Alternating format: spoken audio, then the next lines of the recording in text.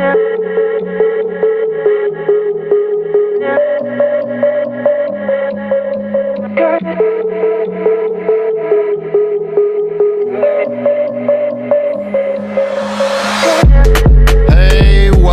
to the Biz Life Podcast. I'm Donnie Bedore, and we are here to make your life better. All right. We're talking about the biz life, not the busy life, but the business life. And I have a special guest on the show today.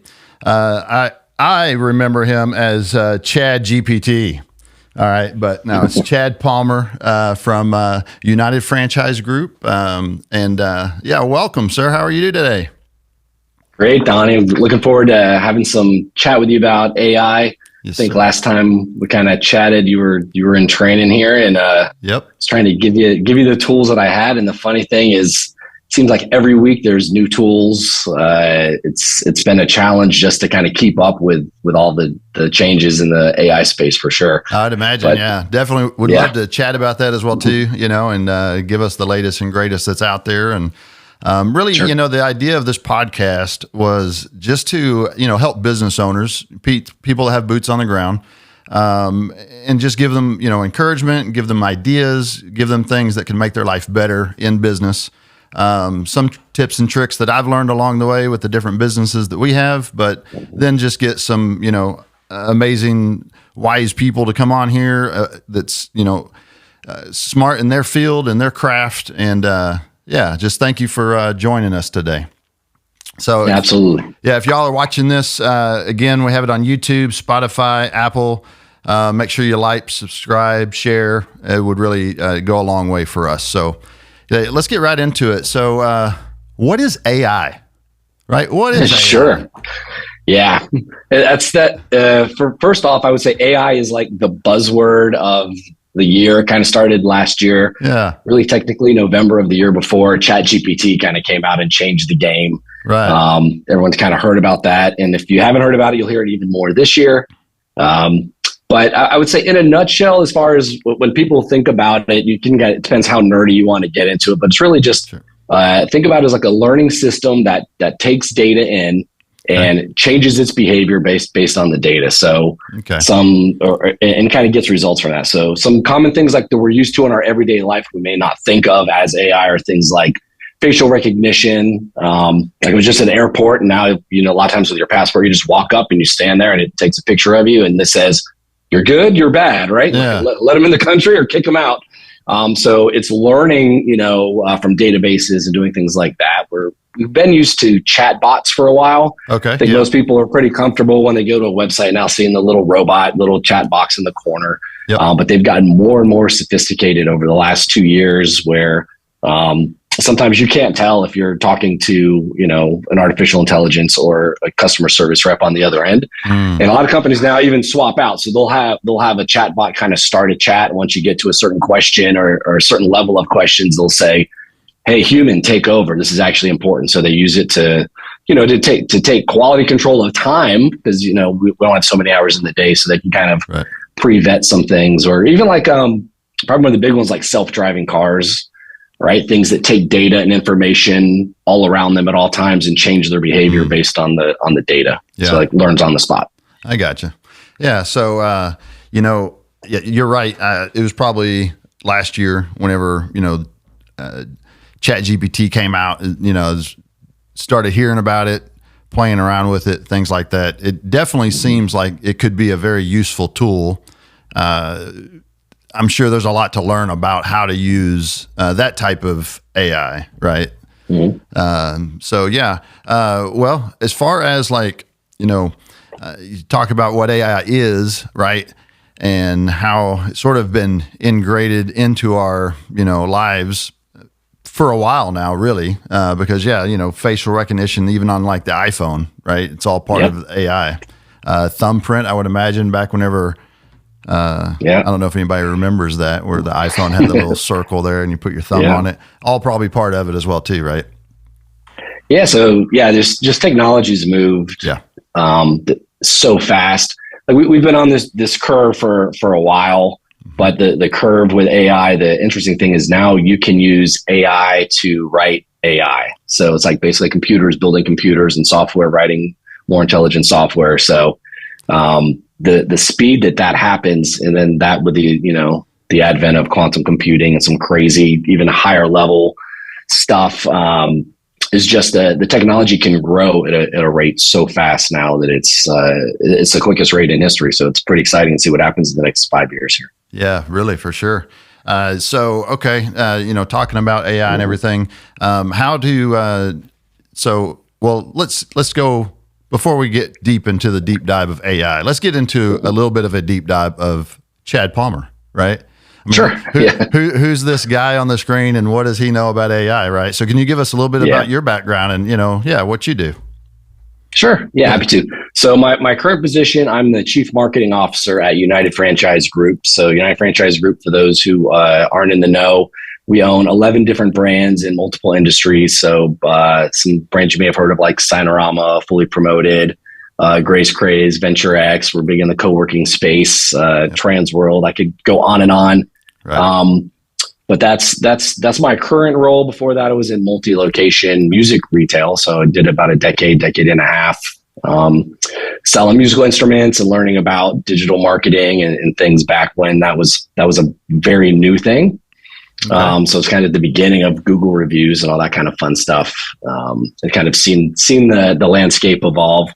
But the unique kind of thing in my position is I get to work across the kind of top of all of our different industries and companies. So they all use different agencies. They're all kind of trying different things. So they're all using different AI technology. So I get to kind of keep my finger on the pulse and see what's working, what's not working, and try to switch it to our other brands, the strategies that are working as quickly as possible. We try to be super agile here at UFG. Yes, nice. Very cool.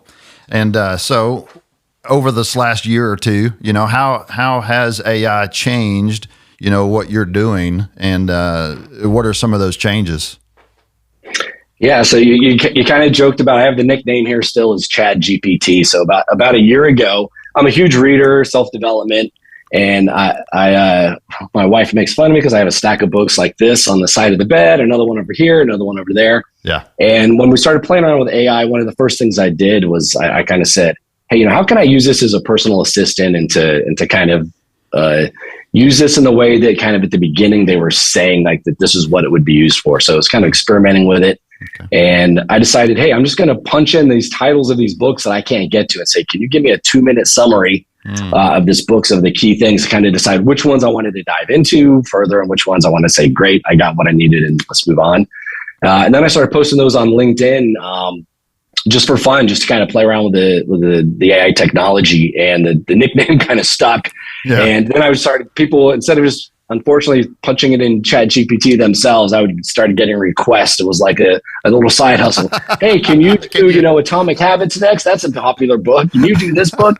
I was like, the whole point of why I did this is to show you how easy it is to to kind of type this in and do that. So that was kind of the early beginnings. And then, we have a lot of franchisees and business owners that we help. And one of the things that, I kind of use as an example is I would just say, hey, any business owner can go in here and just type something as simple as, give me the 5, best free ways to market my business, and you look at that and you might look at 4 of those and go, yeah, those are no brainers. I do that. But you look at one and go, oh yeah, I really should do that. But I haven't done that in a month or two. So I'm just using it like as a business assistant. It's really great at, taking information that you put in about your business and saying, create a business plan for me, create a marketing plan for me, give me a list of topics for social media that I should be posting on. And then you can unroll even further and say, great, that's a good topic. Expand on that, write a blog on that I can put on my website. So you can get all this information. And then we always say, AI comes first and the human comes second. We take that and then we mold it, we change it, and we'll run it through programs like Grammarly and clean it up, check that. And then we usually have another human eyeball it after that, because we like to edit and keep things clean. And it is from a human perspective, but it's such a great time saver to get 80% of the meat in there. And then you kind of play off that and make it even better. Yeah. So there was a while back organization, I was going to do a seminar, and, it sort of had mind block for a moment. So I was like, you know what, I'm going to go to, Chat, OpenAI and, have it write me at least a couple paragraphs, right, and go from there. Yeah. And so whenever I did that, I submitted it, and they were like, "Oh, this it just doesn't fit our people the way we want to. We want you to rewrite it." So I was like, "Okay." Well, I went back and I was like, "All right, I'm from rural Texas. Write this, rewrite this, rewrite this for more of a back roads country town." And it did it. And I didn't change anything. I was like, "Oh, that's pretty good," right? So I submitted it, and they're like, "Oh my gosh, this is perfect." So I was like, "Oh wow," just massaging it a little bit, right? That's the learning aspect of it. And the more people that do that, the more that it feeds off the internet and understands, if you will, the more valuable those kind of things become. Yeah, we do it for even emails or taglines or subject lines. If we're doing an e-blast, we'll just kind of, hey, give me 20 examples, and we'll look through them, and we'll say number 7 and number 11 are really good, but they're too academic. Can you make them more playful and give me 10 more versions, and it'll spit it out. So really great from a brainstorming perspective. For sure. And so what we're talking about right now is, and I don't have my laptop with me, and I forget the actual website, but it's like what is it? I don't know. It's OpenAI, the Chat GPT ones. OpenAI. Yeah, I think that's that's what I go to. Right. Is there any other more popular ones, or is that the most popular one right now? Yeah, so that's the home of Chat GPT, and they have some side products. There's things called Dolly 2, which is like for graphics. That's still, I would say that's the big boy. That's the big one that people are kind of figuring it out, and a lot of companies are using that as kind of is the center of the spoke, if you will, to write programs and information off that. Since Chat GPT, I would say that the big ones, Google Bard. Google has their own version called Bard, which uses, instead of ChatGPT, uses something called Gemini.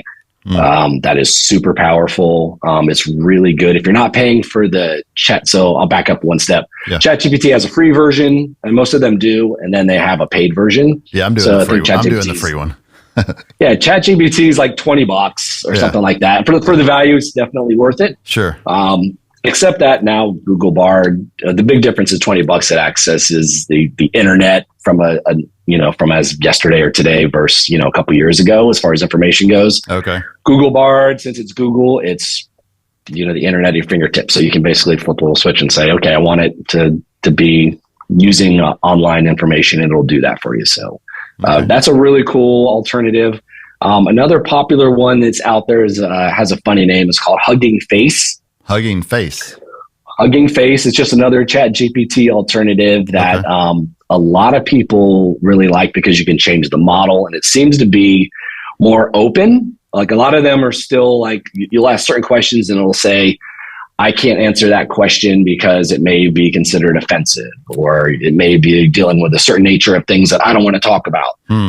So there's certain kind of place guards in there that they're obviously, the ChatGPT does for, political or for certain reasons to protect themselves. Right. Hugging Face, it's open architecture, and the whole internet can kind of play with it and add their own models. It's more wide open. So a lot of people are using that as well. And then almost before ChatGPT was one called Jasper, which is still pretty popular too. Oh, okay. Those would be the big ones. Yeah. Interesting. Okay. Well, let's get into maybe some tips and tricks, of, again, the idea was to help the, common business owner type of thing. What are some things that they could implement, do? I know we talked a little bit about how you're using it. Are there other ways that you're using it that would help as well too, or what's your thoughts on that? Yeah, I would say that probably the biggest tip that I would give an owner is just kind of say, use it as I said before, use it as an assistant. And by that, I mean, don't just like anything that you think you would go ask anybody for a quick opinion on, just get in the habit of saying, what happens if I just type this in and see what kind of results I get?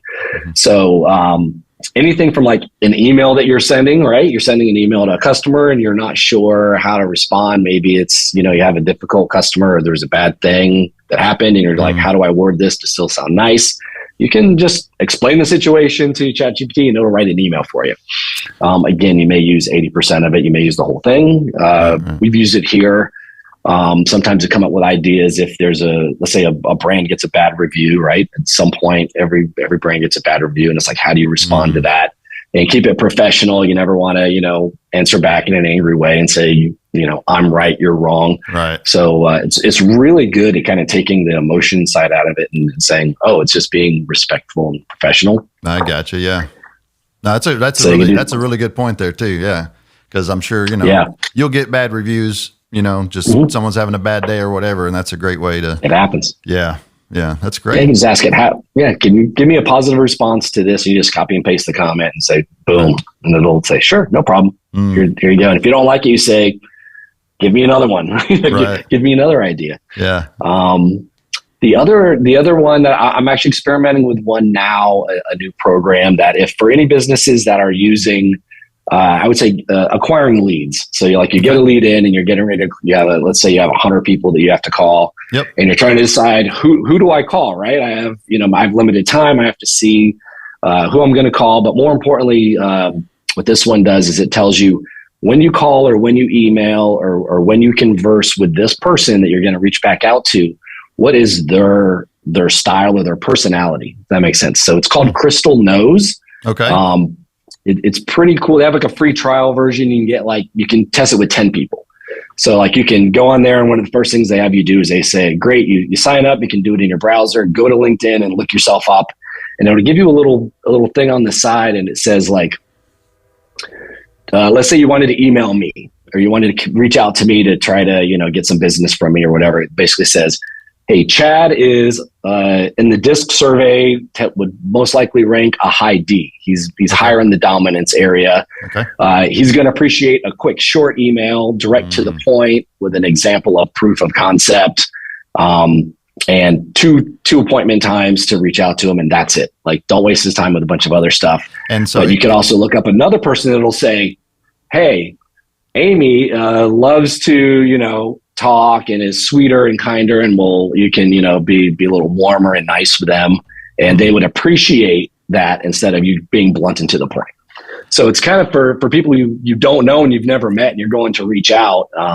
It's a really cool kind of insight. And it just scans the internet for that person's name. It's not perfect, right? But, but everyone that I did it to here in the building, I would say it was 85, 90% on. And if nothing else, it would give you a quick, hey, is this a New York style, quick, fast talker personality? Or is this, to your point, is this, Texas and, hey, I need to slow down and be a gentleman here, Right. Just a different style of communicating. Yeah, but true.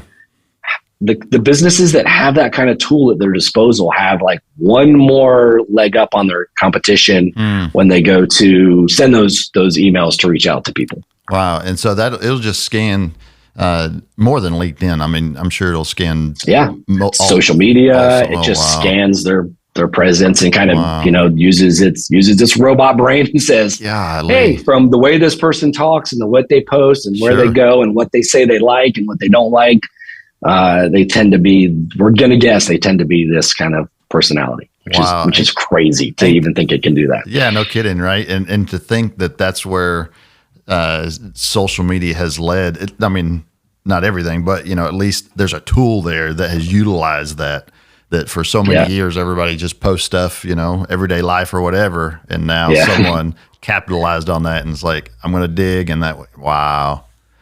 Yeah. We used to joke back in the day, when Facebook was first getting going and they were doing things like, do you think you're more an orange or a banana? Do you think you're a puppy or a kitten? Everyone was taking all these ridiculous surveys, not realizing that behind the scenes, it was just a mass accumulation of data to kind of put you in different advertising buckets. Wow. Yeah.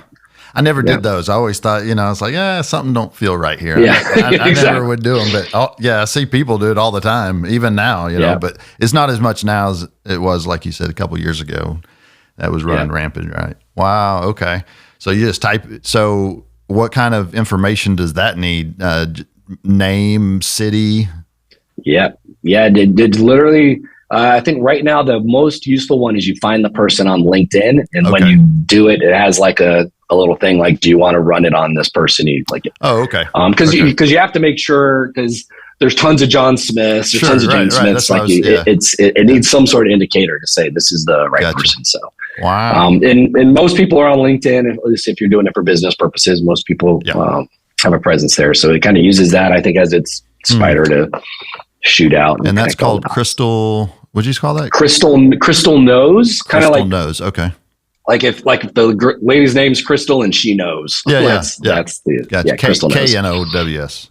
Yeah. Nice. All right. Got to go check that one out. That's very cool. Yeah, that's been a fun one. I learned about that. Was on an AI panel, and one of the other presenters mentioned that. I hadn't heard of it. So literally, I was back in my office at 3:30 going, check this thing out. Yeah. And that was one of the more impressive. I try to, unfortunately, I don't have unlimited time to just explore, the 5,000 AI new tools that come out every 10 minutes. Yeah. But I try to have dedicated time in my day to kind of just say what's new and kind of experiment with it a little bit and try to weed through the stuff that's, there's a lot of Me Too products that are out there now. By that, I mean, they're like, oh, this one's taking off. We'll just use the same code and just give it a different name and do the same thing. Gotcha. Yeah. And so that is something business owners do have to be careful. I would say the two caveats are, if you're going to try a new AI tool, most of them have free demos, so to take that for sure. But if they do ask for like a year or 2 year contract, it's everyone in AI right now is almost fine saying, I'll do a 6-month contract tops. Yeah. Just because the technology is moving so fast. As soon as you find something and you're like, oh, I'll dedicate a year to it. Then next month, something that's 10 times better comes out and you're going to go like, oh no, I wish I had held on.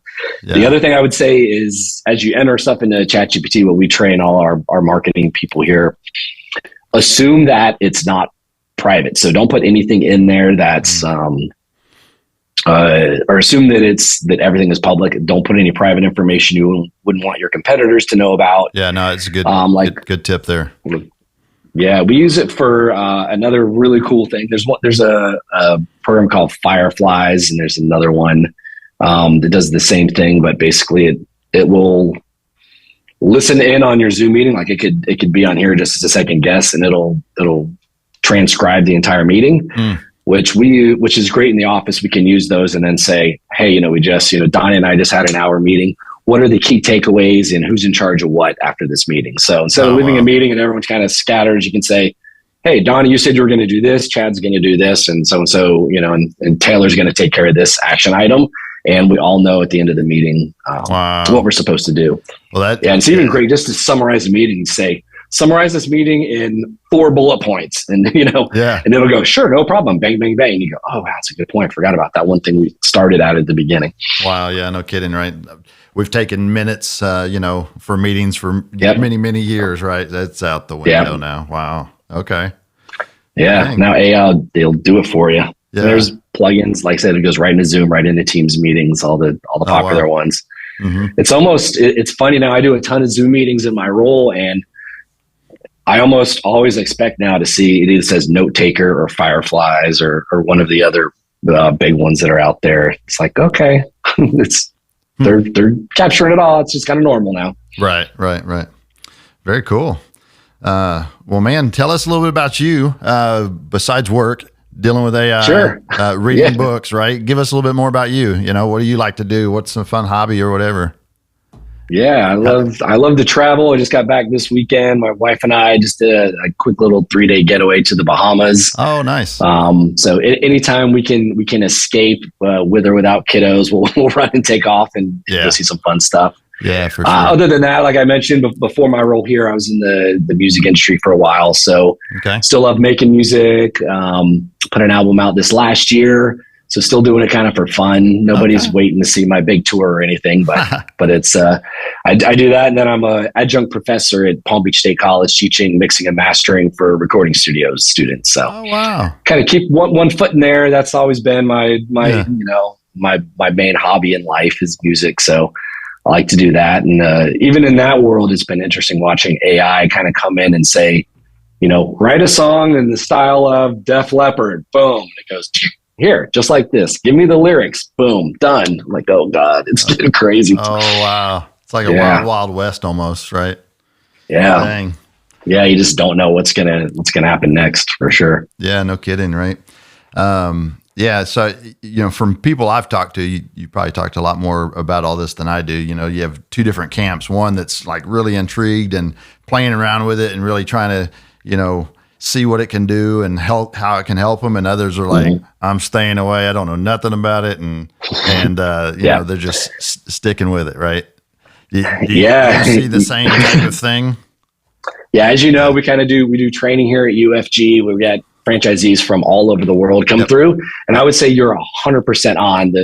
There's no middle ground. It's either I think this is really cool and an interesting tool, or I'm scared to death of whatever this thing is and I don't understand it, and so I just don't even want to pretend that it exists. Yeah. To them, when I talk to them, I try to do something that'll make them kind of think about ways that business has changed in the last couple decades that they can maybe relate to. So I just say, imagine a world without Google or without the internet, like before Google was a thing. Because there was a time, right? When I started in business, there was no internet. You pick up the phone and you call and you walk across the street and go talk to somebody and try to get business. Yeah, no doubt. And then it was like, then phones came, it was yellow pages. And then all of a sudden, boom, now there's the internet. And, over time now, you can't imagine not using the internet to help run your business, whether it's even just having a website to draw leads to you, or just to do your day-to-day work.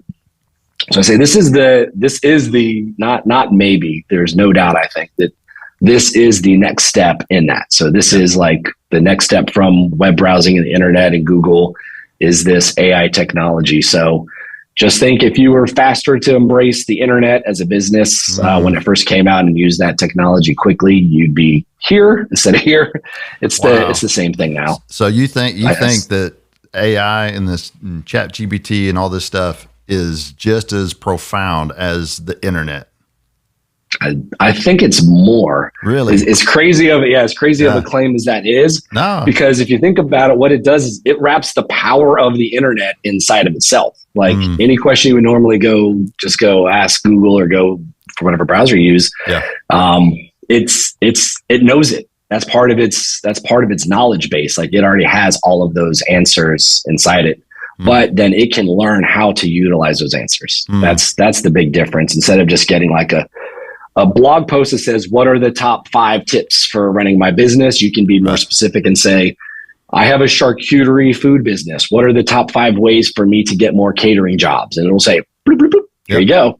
Yep. Instead of just hoping there's a blog somewhere out there that you could find on Google that happens to mention that. Yeah. It'll generate the content instead of looking for it on the internet, if that makes sense. Yeah, no, it totally makes sense. And that's the way I pictured it, and that's the way it's used for me. I go to Google and it's like, all right, I want to search this. Well, here's all the answers, and you got to sift through it, right? And usually, obviously, everybody knows if you're in business anytime, no one ever makes it to the second page of Google, right?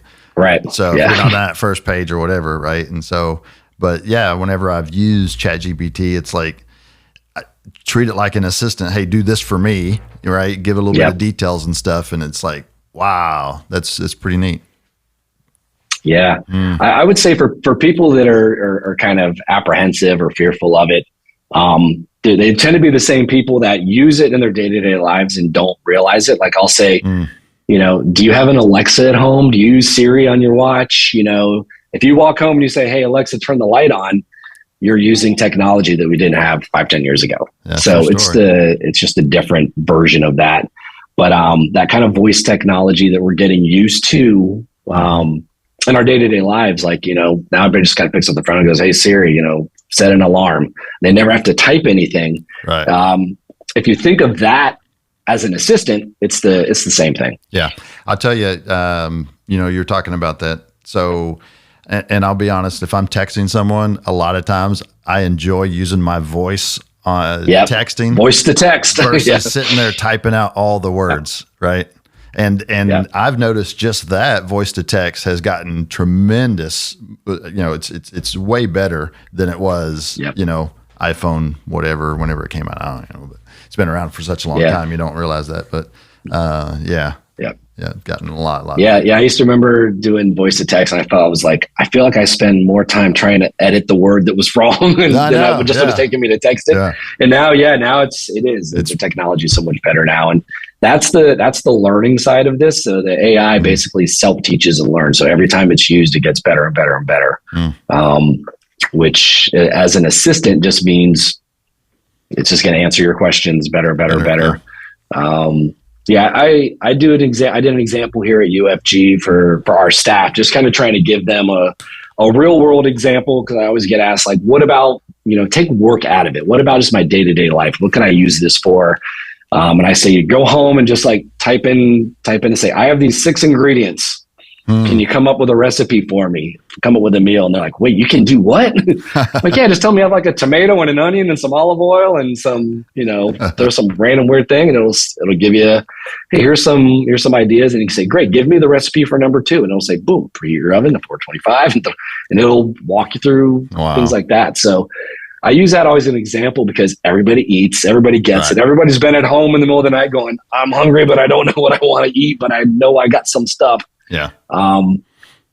So it kind of helps get out of the work mode on this and realizing, oh yeah, it can really help you with anything. Yeah. That, like I said, I love to travel. So you can literally say, hey, I'm traveling from Florida to Texas. I'm doing a road trip.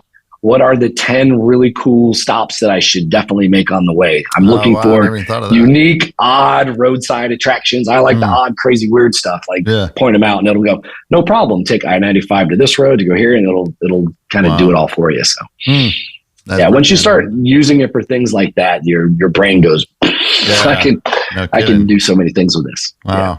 Well, you talked earlier, you hit it on just a little bit about not putting personal data in there. You said something about the competition, could collect that as well too, but just your own personal data, right?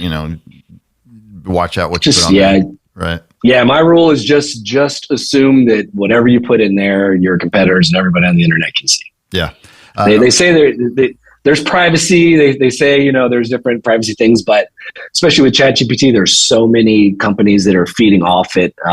I personally, maybe I'm paranoid, I don't trust the privacy part of it yet. Yeah.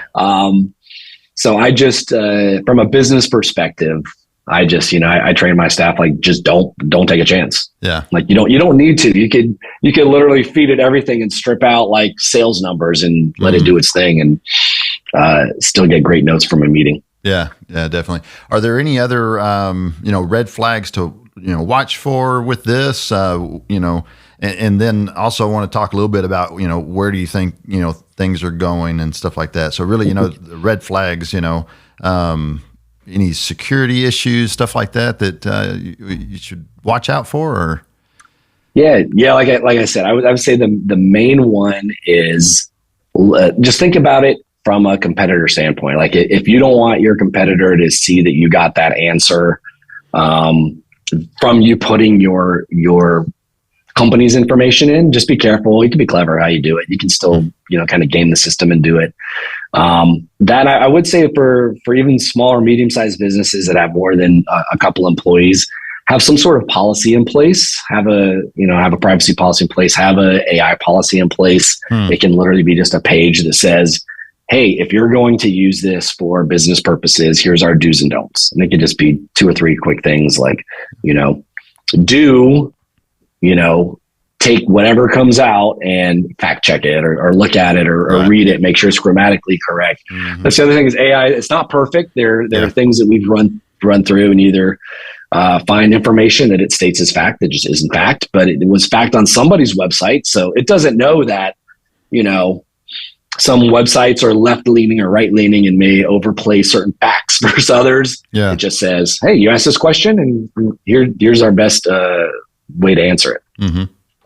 So, I would say the other thing to definitely be careful of, like I said, is the grammar side, and we run through Grammarly here a lot. You can get a free version of that. Okay. And the nice thing with that is it kind of has AI built in itself, and you can change the tone. You can say, I want this to sound more academic, or the opposite. I want this to sound more, kind of like you said in your example. Like, I want to not dumb it down, but I want to make it more like how real people talk. Yeah, common language, right? Yeah, common language. Yeah, and it's like you use the words that we actually use when we speak to each other. Right. Yeah.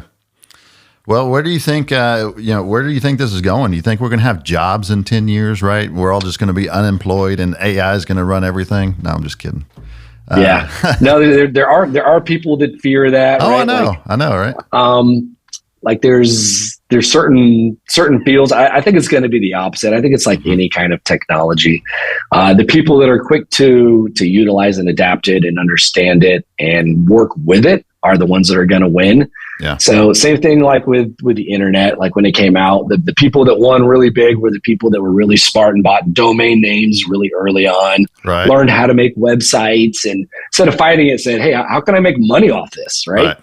I think it's going to be the same thing with AI. It's a little bit of a gold rush right now because it's just going so fast that the big companies are really just kind of accumulating and grabbing, smaller companies as they can. I've got a great idea. Okay, good. All of a sudden you're, like Hugging Face or one of those that I talked about, I think was valued at $4.5 billion. Jeez. And it's just answering questions.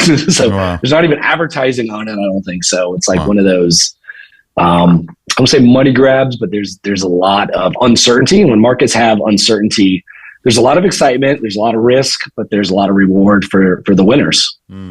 Yeah, for sure. So to me, it's exciting. I think some people, the ones that don't embrace it, I don't want to say they'll lose their jobs, but I think they'll be paid a lot less than people that learn how to do things in a more efficient way. We brought our blogs so we do franchise development. We had 10 websites.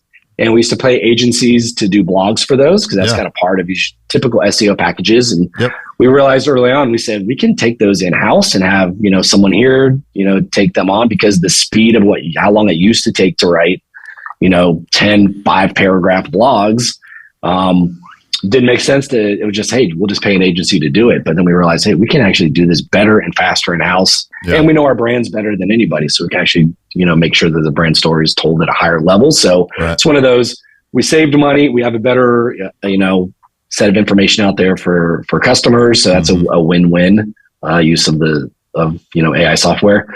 I would say, the people that are figuring out how to, I don't want to say code with it. You don't even really need to code, but just kind of in it and learning all about it, I think are the ones that are going to win, because there's going to be a certain point where, just like all these technologies that have come down the road, all of a sudden companies need advisors, they need consultants, they need somebody to say, can you just come explain this thing to me? Like, what should we use this for? Right. I think there'll be a market for that as the trends kind of bounce up. Yeah. The way I see it, it's like the internet, right? I'm sure.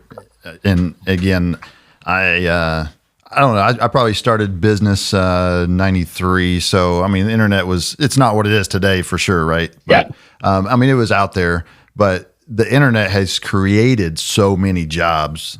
Right. Yeah. And I'm sure back then, let's say in the 80s, 90s, when things were starting to develop and stuff, I'm sure there were some people like, oh, this is going to take all of our jobs away, and all that. Yeah. And it really has created so much. And I really see that with AI as well too, that it is going to create a tremendous more jobs, the ability to have different industries and, like you had said, consultants and all that. So, I'm looking forward to it. I think it's going to be pretty cool. Yeah, I think it's kind of the trend that typically happens with these big technological advances. And I think this is definitely going to be one. You're going to have jobs in, I would say 5 years, but realistically, it's going to be 2 to 3 years that just don't exist now. So it'll be things like, they're using AI for some really cool things in medical to kind of scan for cancers and things like that it can do at a level that doctors just can't, because they're using their eyes and they're taking guesses, and, computers can do certain things much better. Yeah. Yeah. So it should be interesting. Yeah, definitely. Well, it's exciting. Well, we're getting close to our end. So anyway, wanted to thank you for coming on here. Thank you for your time. Right on. And thank you. Thanks for having me. I appreciate it, Don. Yeah, you bet. And again, if you enjoyed this episode, if you're still watching this, then we're close to the end here, and we know you enjoyed it. So please like, subscribe, and share it out. We'll see y'all later. Thanks, Chad. All right. Thanks, man. Later.